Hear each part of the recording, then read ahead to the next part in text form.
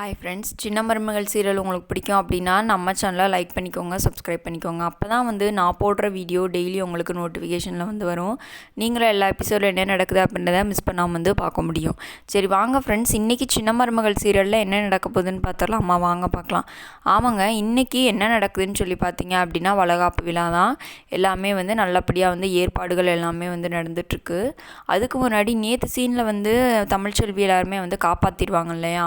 அதில் என்ன நடக்குதுன்னு சொல்லி பார்த்தீங்க அப்படின்னா, அந்த குற்றவாளிகள் அவங்களெல்லாம் என்ன பண்ணுவாங்கன்னா, ப்ரெஸ்ஸு இவங்கெல்லாம் ஃபோட்டோ எடுத்துகிட்டு அதுக்கடுத்து எல்லாருமே கிளம்பி, அதாவது சேதுவோட அப்பா, நம்ம தமிழ்ச்செல்வி, சேது, அப்புறம் கருப்பு, நம்ம தமிழ்ச்செல்வியோட அப்பா கூட வந்தவங்க எல்லாருமே சேர்ந்து என்ன பண்ணுவாங்கன்னா பழமுதிர்ச்சோலை கோயிலுக்கு போயிடுவாங்க. அப்படின்னு அவங்கள குற்றவாளிகளை மட்டும் போலீஸ்கிட்ட பிடிச்சி கொடுத்துட்டு பழமுதிர்ச்சோலைக்கு கோயிலுக்கு போயிட்டு அந்த வைரவேலுக்கு அபிஷேகம்லாம் பண்ணி வைரவேலை முருகனுக்கு சாத்திட்டு எல்லாமே நல்லபடியாக சாமி கும்பிட்டுட்டு வீட்டுக்கு வந்துடுவாங்க.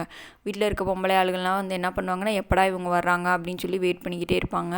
வந்தோன்னா சேது தமிழ் எல்லாத்தையுமே பார்த்துட்டு ரொம்ப இது பண்ணுறாங்க. உங்களுக்கு ஒன்றும் இல்லையே, நல்லா தானே இருக்கீங்க அப்படின்னு சொல்லும்போது நல்லா தான் இருக்கும் அப்படின்னு சொல்லி சொல்கிறாங்க.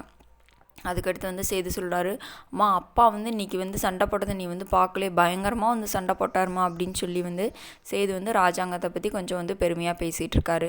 இந்த மாதிரி நடந்துகிட்ருக்கு.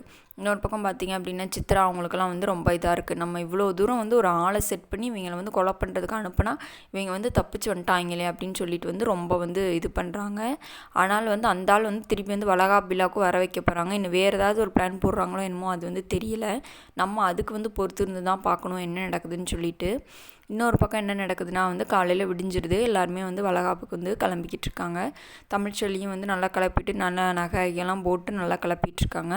அப்புறம் சேதுவும் வர்றாரு. சரி தமிழ்ச்செல்வியை பார்க்கலான்னு சொல்லிட்டு அப்புறம் எல்லாருமே வெளியே போயிடுறாங்க. வெளியே போனோன்னா என்ன நடக்குதுன்னா சேது பார்த்துட்டு நல்லா அலங்காரமாக நல்லா இருக்குது அப்படின்னு சொல்லிக்கிட்டு இருக்காரு.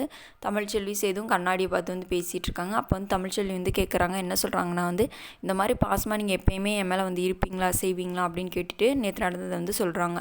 ஒருத்தர் தமிழ்ச்செல்வி மேலே கை வைக்க வருவான். கை வைக்க வரும்போது இது மட்டும் என் புருஷனுக்கு தெரிஞ்சுன்னா நீ அவ்வளோதாண்டா அப்படின்னு சொல்லி தமிழ்ச்செல்வி சொல்லுவாங்க. அதெல்லாம் தமிழ்ச்செல்வி சொல்லிகிட்டு இருக்காங்க. அதுக்கப்புறம் சரி, அப்புறம் தனம் வந்துடுவாங்க. இவங்க 2 பேர் கட்டி பிடிச்சிட்டு இருப்பாங்க. தனம் வந்துடுவாங்க. தெரியாமல் உள்ளன்ட்டு மாமா கதவை தட்டாமல் அப்படின்னு சொல்லிட்டு சொல்லிகிட்டு இருப்பாங்க. தலைவர் அவங்களோட ஒய்ஃப்லாம் வந்துட்டாங்க, அவங்கள கீழே கூப்பிட்றாங்க அப்படின்னு சொல்லும்போது சரி அப்படின்னு சொல்லிட்டு இவங்களும் கீழே போகலாம் அப்படின்ட்டு இருப்பாங்க.